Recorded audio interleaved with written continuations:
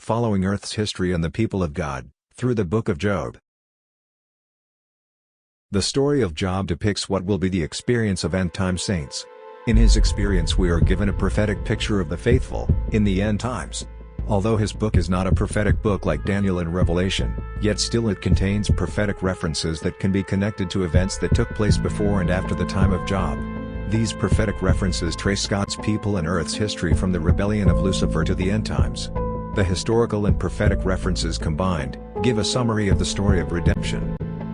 Because of the sinfulness of the Israelites, God allowed that they be carried away captives to Babylon. They were to remain in Babylon 70 years, until they had given up their sinful ways and returned to the worship and obedience of the true God.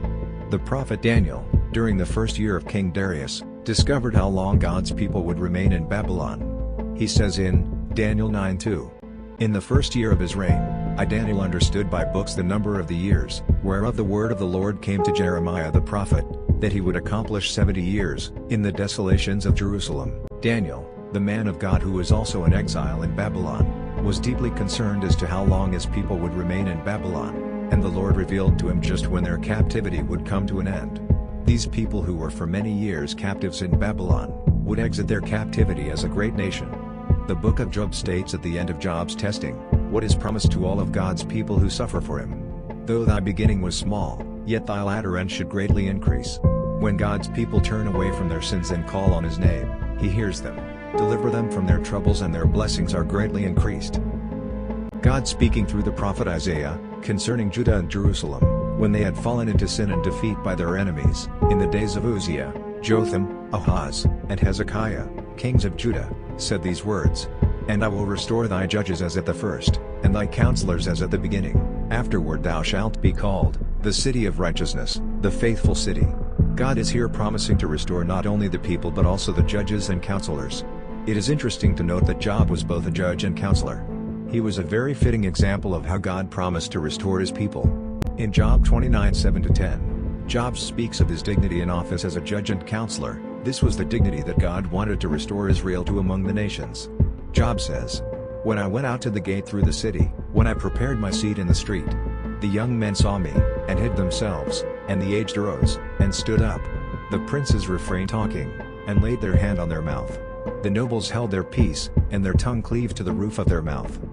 It is never the Lord's desire for his people to be in a state of degradation. He wants to restore and elevate us to the highest level, but this can only be done on the condition of her obedience.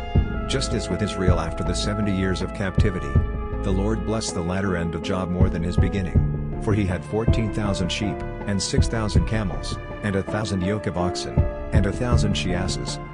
Job's restoration and blessings are a testimony of God's goodness to his people. Job's experience testifies of the hope we have in God despite the greatest difficulty we must face.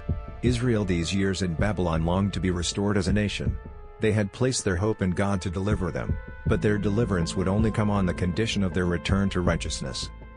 Ezekiel 14:14-20 states, "Though these three men, Noah, Daniel, and Job, were in it, they should deliver but their own souls by their righteousness, saith the Lord God. Though Noah, Daniel, and Job, were in it, as I live, saith the Lord God, they shall deliver neither son nor daughter, they shall but deliver their own souls by their righteousness."